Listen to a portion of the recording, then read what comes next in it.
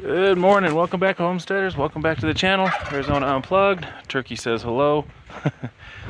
So I got out early this morning. I got to wrap up this irrigation pipe work so I can backfill with the tractor before the owner comes and takes it. See if I can show you what's going on here. A lot of time and the sharp increase in parts, man, it really hurt.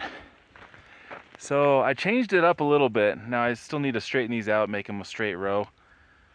So what I'm going to do, so this is garden area number 1, closest to the shop. So I'm going to have long, probably 30 foot by 5 feet wide beds that go in a row. There's going to be 5 of them here. 1, 2, 3, 4, 5.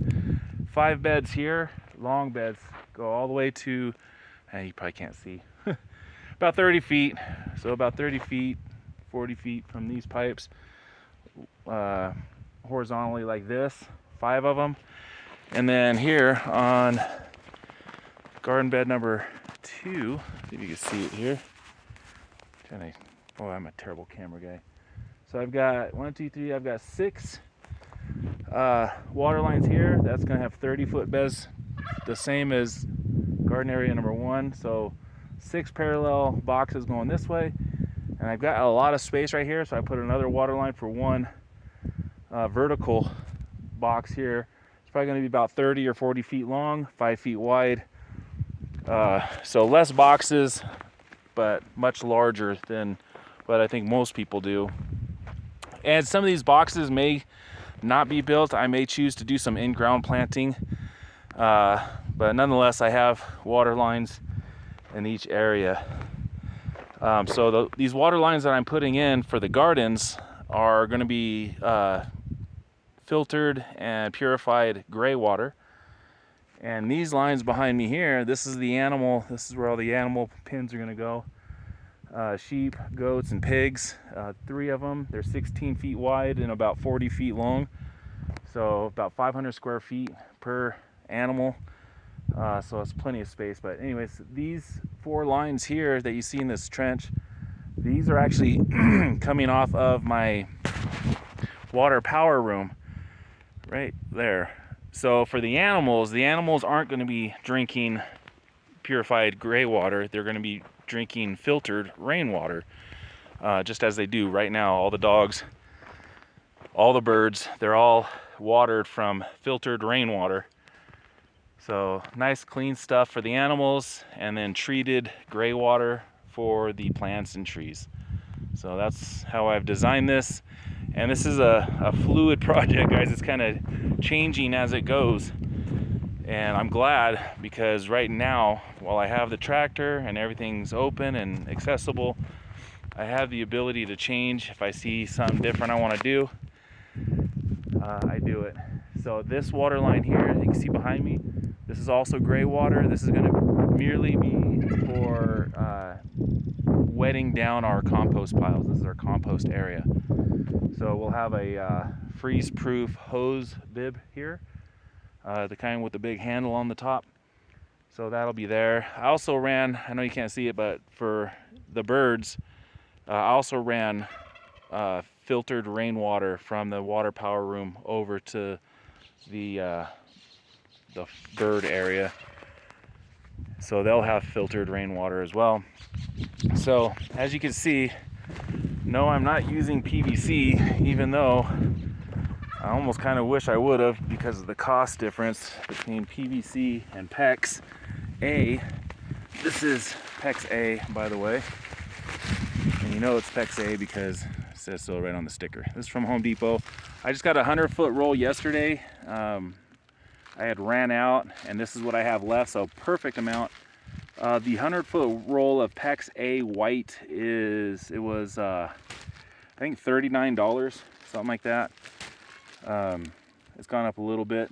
The fittings it's extremely expensive. A 10-pack of these is now $30, whereas before they were about $12, $13, $14. So these have doubled in price.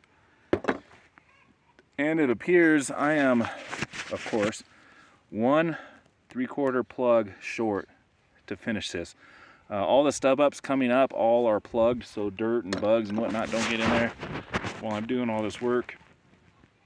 But I'm one short, unfortunately. Whatever, it is what it is. I'll get another one next time I go to the store.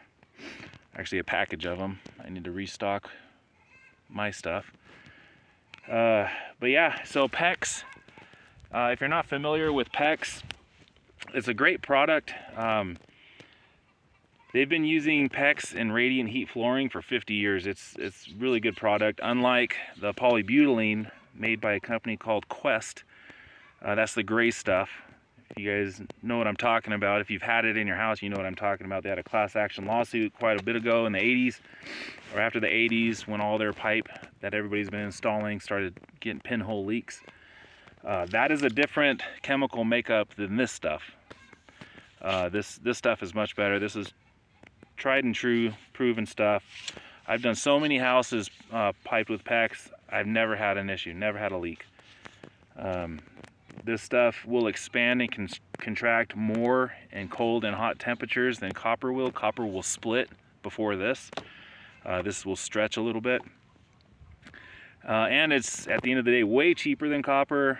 But PVC is, I believe, cheaper than this because of the simple fact that the fittings are way cheaper. But it takes longer to install. You got to prime it, you got to glue it. The fittings, the sharpest turn you can get is a 90. But this stuff, if you have a trench that's kind of wonky like mine, you just unroll it right into the trench, and where it lays. So this is quicker to install and less tedious. And I believe this is stronger than Schedule 40 PVC as well. This will give more. PVC, when it gets really cold, gets brittle. And almost all of the stuff, other than the stub ups, I'm leaving just like a foot or two above ground so I can see where all my lines are.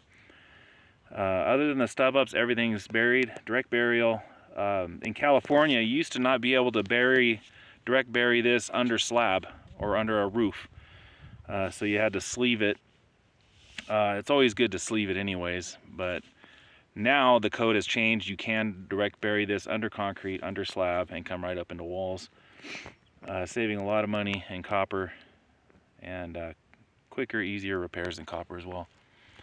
So I'll cut the video here, guys. I just wanted to show you the latest update. I am here all day today. I got to get these last couple fittings put in, and then get on that little excavator behind me, backfill all this. There's just so much rock.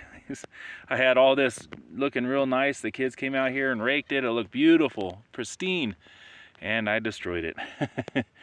So I'm going back. It's taking longer to backfill, compact, and grade than it is to dig, which is weird. It's just the amount of rock here. And it's all these little guys like this, little baseball-sized stones. It's just maddening, but at least I'm almost done. I got the animal trench behind me to fill, and then here in the orchard to fill, and then I'll spend the rest of the day just fine-tuning everything, making it all look pretty, get all the rocks out. I'm adding whatever stones I pick up from the garden areas into the retaining walls. So it's working out pretty well.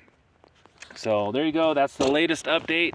I may make a video at the end of the day today, just showing you what this looks like when it's all buried and kind of cleaned up a little bit. But until then, if you're new here, please consider subscribing. My family and I, we've been living off-grid full-time here, homesteading for going on 2 years. It's a great lifestyle. We're in northern Arizona. If you guys are in my area, hit me up. You can also email me, arizonaunplugged@gmail.com. And quick shout out to Cheryl. Thanks for the gift. Appreciate it. Very, very nice of you. But yeah, we'll catch you on the next one, guys. Take care.